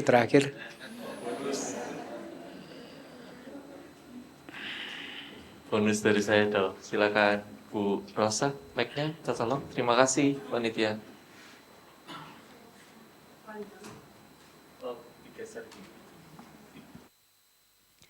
Wandami saya Rosa Huang dari Surabaya. Tadi ketika menunggu Sayadaw belum memasuki ruangan, ditayangkan video biografi Sayadaw kan. Di situ saya melihat Sayadaw mendukung kebangkitan Bikuni. Di mana di luar sana saya melihat banyak sekali yang kontra. Yang ingin saya tanyakan mengapa Sayadaw mendukung kebangkitan Sangga Bikuni Theravada Indonesia. Terima kasih Sayadaw. Habis ini heboh nih di Surabaya nih. Jangan undang Bante Kim Indah ke Surabaya lagi. Waktu Ayah Santini menahbiskan bikuni, saya lupa, mungkin itu tahun 14-an gitu. Saya menulis satu artikel yang masih bisa Anda temukan di internet. Judul artikelnya adalah Habis Gelap Terbitlah Terang by Ashin Keminda. Anda nanti googling di sana, Anda baca. Di sana saya mengupas, kan begini, ini kan kontroversi. Ada yang satu pihak mengatakan bikuni udah nggak bisa di revive again, nggak bisa dibangkitkan lagi. Tapi menurut ekspertis saya sebagai biku yang belajar kitab suci, ternyata saya menemukan fakta-fakta dari rujukan-rujukan dari kitab suci yang masih memungkinkan untuk memunculkan lagi Sangga Bikuni. Anda bisa baca nanti di artikel saya. Itu artikel saya buat tahun 14 kalau saya nggak salah, dan sampai hari ini belum ada yang nyanggah. Ya. Nah, waktu itu saya mencoba untuk objektif. Oke, ini ada yang setuju dan ada yang tidak. Sementara menurut pemahaman kitab suci saya, dengan referensi yang saya berikan di artikel tersebut, sebenarnya masih mungkin untuk menghidupkan kembali Sangga Bikuni gitu. Masih mungkin gitu. Tapi saya mencoba berada di jalan tengah gitu. Jadi ada dua kelompok, yang satu setuju, yang satu enggak. Saya bikin statement waktu itu begini, bagi saya ini akhirnya personal. Bagi saya, kalau untuk memutuskan sesuatu ini ada dua pilihan, mengedepankan meta dan karuna atau tidak mengedepankan meta dan karuna. Bagi yang tidak tahu, meta itu cinta kasih, karuna itu welas asih. Ya. Maka saya katakan saya akan memilih mengambil keputusan yang mengedepankan cinta kasih dan welas asih. Sehingga akhirnya saya menyimpulkan harusnya ini masih bisa dihidupkan gitu. Tapi kan ini pendapat pribadi saya, ya. Nah silakan nanti kalau baca ada yang mau menyanggah juga silakan gitu. Tulisan saya itu terbuka dari tahun 14 begitu. Jadi saya katakan seperti itu. Tetapi juga saya katakan makanya habis gelap terbitlah terang itu, saya katakan begini. setelah Anda menjadi bikuni, ini bukan perjalanan terakhir loh. Jadi tujuan akhirnya itu bukan menjadi bikuni. Bikuni hanyalah langkah awal, kalau saya tidak salah ingat. Langkah awal bagi Anda kaum wanita untuk menempuh jalur spiritual yang diajarkan Buddha. Artinya, setelah menjadi bikuni masih ada tanggung jawab yang besar, menjaga winayanya, ya. Kemudian menguasai pariyati, belajar kitab suci, berlatih sesuai kitab suci, dan akhirnya menembus, begitu, ya. Nah, ini agak biar Anda nggak ngantuk, saya nyeleweng dikit. Apa sih winaya itu? Ya, winaya itu sejarahnya ada. Tadinya di awal masa-masa awal Buddha Gautama itu biku nggak punya winaya. Nggak punya winaya. Tapi semakin besar anggota sangganya, akhirnya terjadilah perilaku-perilaku yang tidak baik. Terjadi. Jadi begitu terjadi perilaku yang tidak baik, Buddha menetapkan satu peraturan winaya, gitu. Nanti biku lain melanggar lagi, tetapkan akhirnya oleh Buddha untuk ke depan nggak boleh melakukan ini, gitu. Nanti ketiga ada lagi, tentukan lagi. Singkat cerita, kita biku punya 227 winaya. Artinya singkat kata ini bisa jadi statement saya nggak muncul dari research ya. Katakanlah anggap saja berarti di masa lalu ada 227 pelanggaran yang dilakukan oleh biku, makanya ada 227 peraturan begitu ya. Jadi banyaknya peraturan itu ditentukan oleh banyaknya pelanggaran gitu. Biku winayanya 227. Bikuni winayanya 311. Apa kabar? Paham artinya? Ini nyelewengnya sedikit gitu. Biar nggak ngantuk. Nah, saya ulangi lagi Bu Rosa. Jadi waktu itu saya katakan menjadi bikuni bukan sasaran akhir, tapi ini langkah awal. Setelah jadi bikuni ya harus jaga sila, praktekkan winaya, belajar pariyati, dan berlatih dengan benar. Ini bukan tujuan akhir jadi bikuni. Tujuan akhirnya adalah mencapai nirwana, mencapai nibbana. Itu tujuan akhir gitu. Jadi ini akan memudahkan Anda para perempuan untuk menempuh ke sana. Jadi waktu itu saya berpikir gini, ini kalau ada umat manusia, para perempuan ingin berlatih dengan sila yang lebih tinggi, kenapa nggak diizinkan sih? Sementara kitab sucinya ada peluang sebenarnya. Ya. Kalau menurut saya sih tahun 14 itu saya melakukan studi kitab suci, sangat mungkin sih masih bisa di revive again sih. Gitu. Jadi kalau ada pilihan, dua pilihan tadi, yang satu mengedepankan belas kasih, yang satunya enggak, ya harus milih yang mengedepankan belas kasih. Saya pikir begitu gitu. Ya. Jadi kalau Anda tanyakan, bagi saya, pendapat saya masih tetap sama sampai hari ini, harusnya bikuni masih bisa dihidupkan kembali sih. Mudah-mudahan nggak heboh di Surabaya nanti. Gitu ya Bu Rosa, saya cukup ya. Oke, terima kasih. Baik, terima kasih.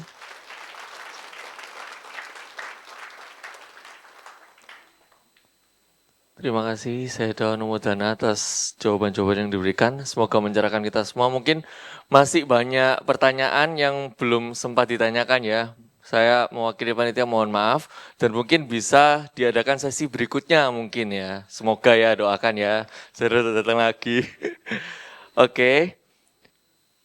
Berikutnya, semoga kami juga mendapatkan manfaat yang terbaik juga dari penjelasan-penjelasan yang sudah diberikan Sayadaw, yang kami dengarkan juga dapat kami serap dengan baik dan bisa menuntun kami menuju pembebasan. Sadu, sadu, sadu. Sayadaw, izinkan kami menyampaikan beberapa pengumuman, Sayadaw. Baiklah, pengumuman pertama, dibuka kesempatan dana makan pada hari Jumat 1 Mei kepada Sayadaw Keminda dan kepada Sayale Parami. Dan kemudian ada kegiatan dana makan rutin setiap hari kepada Sayale Parami, setiap pagi pukul 6.30 dan siang hari pada pukul 10.30. Dan ada beberapa pertanyaan, kegiatan DBS Surabaya itu apa aja sih? Apakah di sini ada kegiatan rutin tiap minggunya, apa ada kebaktian? Nah, ini ada video-video yang dapat menjelaskan beberapa hal. Di DBS Surabaya ada kelas bahasa Pali yang diajarkan langsung oleh saya Parami. Nanti sistemnya seperti apa bisa ditanyakan ke admin ya, sistemnya seperti apa. Dan ada beberapa hal lagi, ada Damanusari Sekolah Minggu. Sekolah Minggu Damanusari di DBS Surabaya ini setiap hari Minggu jam 8.30 dimulai. Dan setiap jenjang usia, jenjang kelas ada kelas masing-masing, dikelompokkan kelas masing-masing. Dan selain Damanusari juga ada kata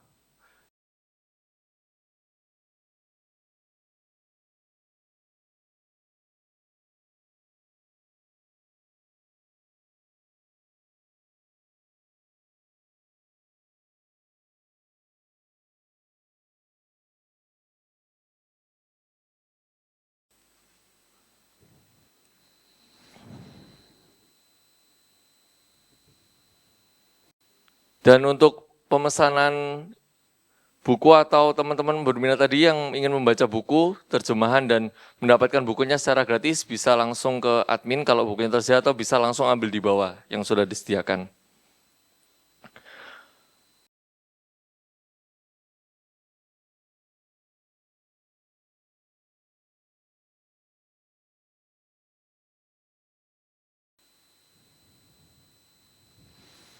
Baik, berikutnya dengan komitmen DBS untuk menjadi a one-stop Dhamma House, DBS selalu berupaya untuk mengondisikan agar lebih banyak umat yang bisa mendapatkan manfaat dari belajar Dhamma di DBS, baik umat dewasa maupun untuk murid sekolah minggu.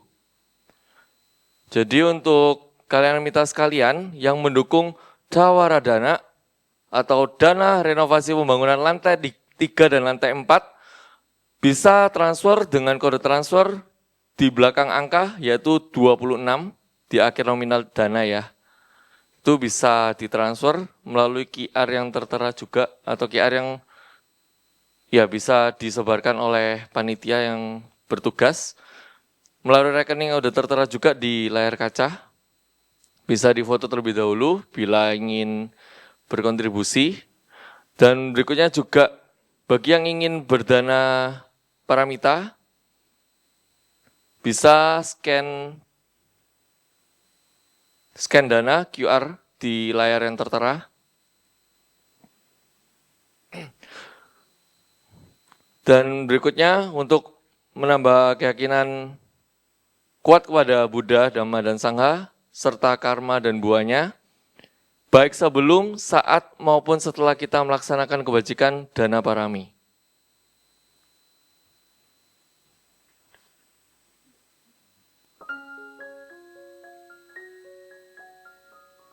Diberi kesempatan untuk berbuat ladang kebajikan, bagi yang ingin berdana dipersilakan.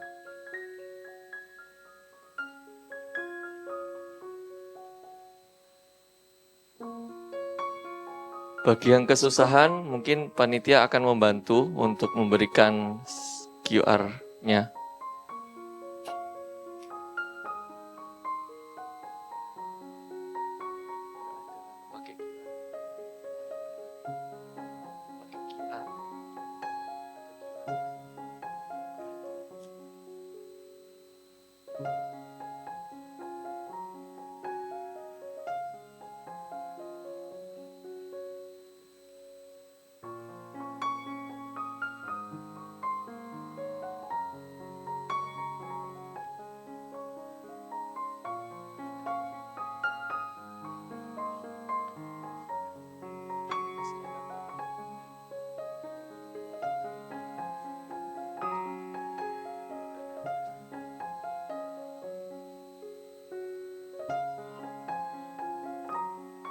Bila kesusahan scan di layar, bisa minta panitia untuk dapat kartu QRIS-nya.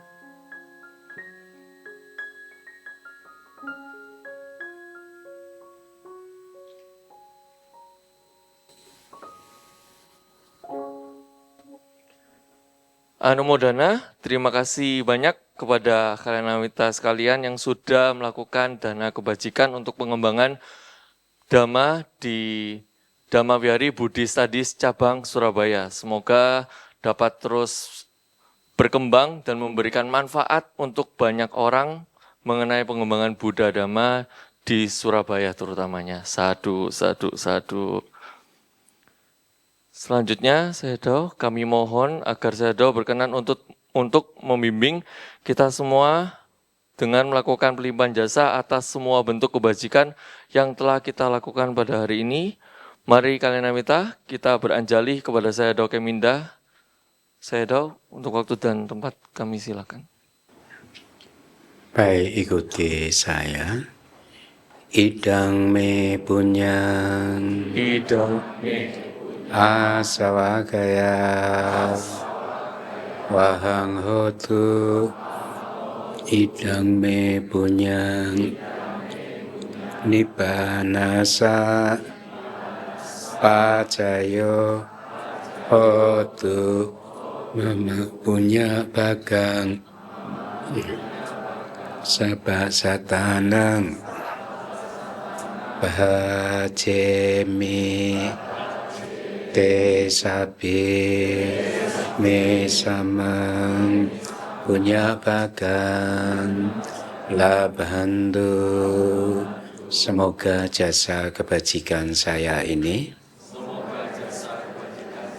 mengalir ke arah kehancuran noda-noda batin. Semoga jasa kebajikan saya ini menjadi kondisi untuk merealisasi nibbana. Saya membagikan bagian kebajikan ini kepada semua makhluk. Semoga mereka semua mendapatkan bagian kebajikan yang sama dengan saya. Sadu. Baik, sebagai penutup, masih ada lagi nggak Pak Kunt? Selesai? Masih ada pengumuman lagi. Oh, oke, silahkan. Nanti terakhir saya akan membacakan, melantunkan parita ya, meta ya kepada Anda semua ya.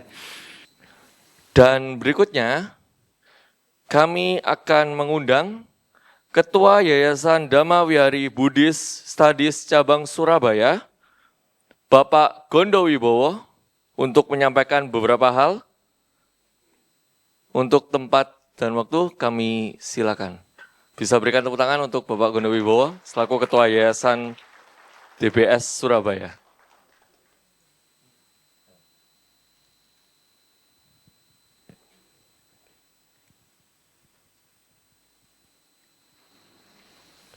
Tes. Ya.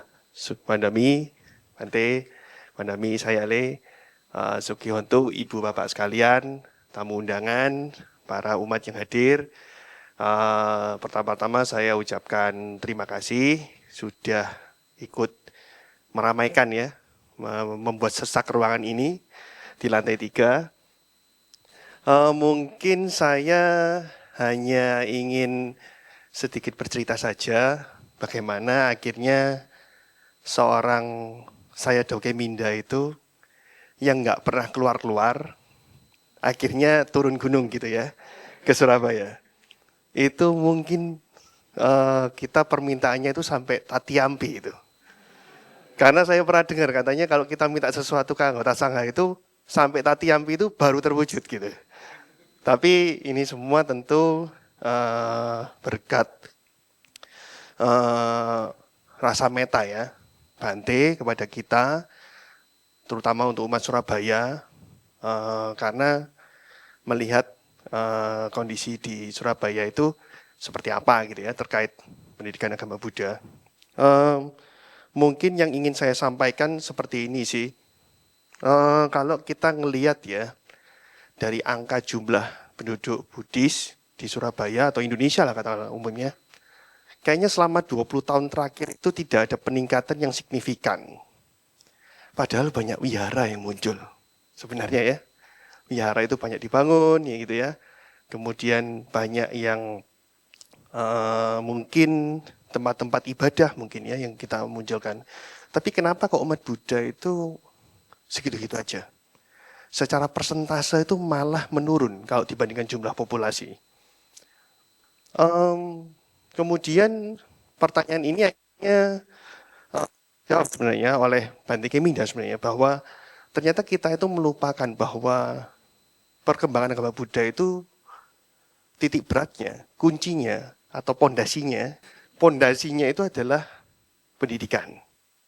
Jadi tanpa pendidikan itu mustahil kita itu bisa mengembangkan agama Buddha. Bagaimana caranya kita mengajarkan bagaimana Buddhism itu berkembang kalau kita itu nggak punya pondasinya, nggak punya orang-orang yang belajar, nggak punya orang-orang yang memang sekolah secara terstruktur untuk mengajarkan Buddha Dharma. Nah, DBS ini sangat cocok terkait itu, dan Bante Keminda itu menjadi spiritual pattern terhadap hal ini. Kita di sini memang tidak bingung bagaimana cara kita membangun monumen atau mungkin candi. Tidak. Kita bagaimana caranya kita ini membangun gedung, fasilitas, sistem yang mana itu mendukung pendidikan Buddhis. Dan ini bagus. Kemudian Bante sempat mengatakan bahwa boleh bangunan itu modern, tapi ajaran itu tetap kuno. Ini saya kira sangat bagus ucapannya. Jadi kita selalu membuat sistem pembelajaran itu yang modern, tersistematis, kemudian fasilitas juga memadai, sehingga para murid itu nyaman gitu ya. Tapi ajarannya tetap kuno, yaitu ajaran dari Buddha Dhamma. Kemudian yang ingin saya sampaikan lagi seperti ini. Saya yakin ibu bapak di sini itu adalah orang-orang yang berusaha mencari kesempatan untuk berbuat baik. Saya yakin. Nah, itu ibaratnya kita ini petani gitu ya. Nah, berarti petani itu kita perlu menjadi seorang petani yang berpendidikan. Petani yang tahu kira-kira di musim ini itu benih apa yang paling bagus untuk ditanam.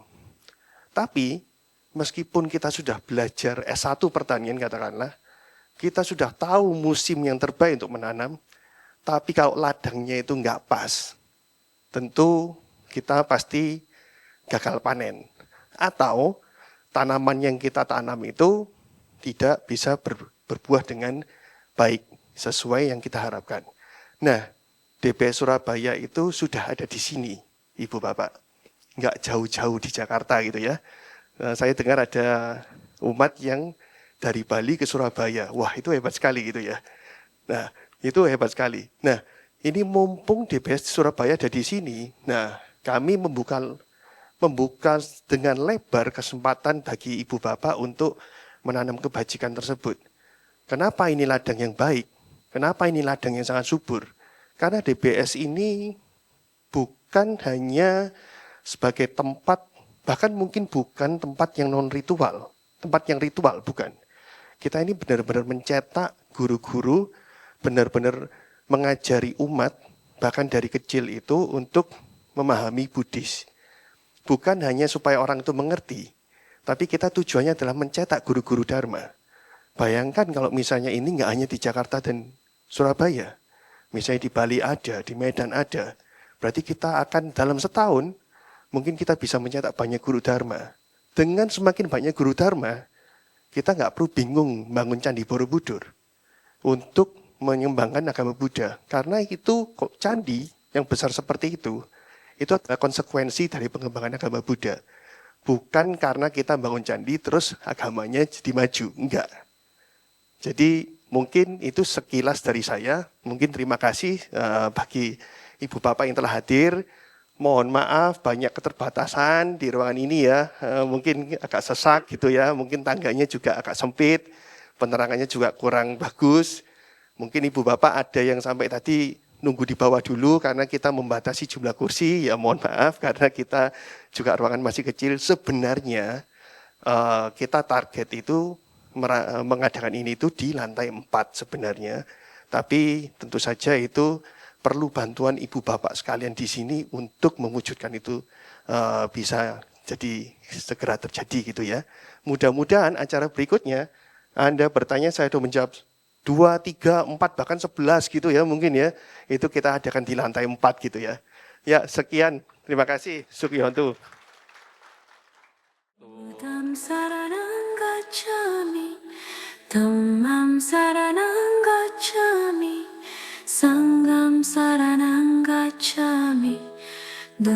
Tatiampi Buddham saranam gacchami. Dutiyampi dhammam saranam gacchami.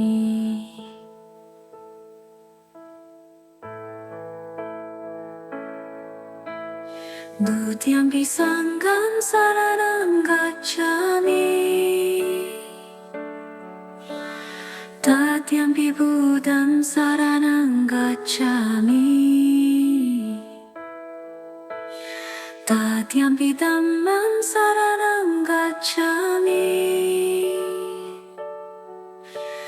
Tatyampi sangham saranam gacchami.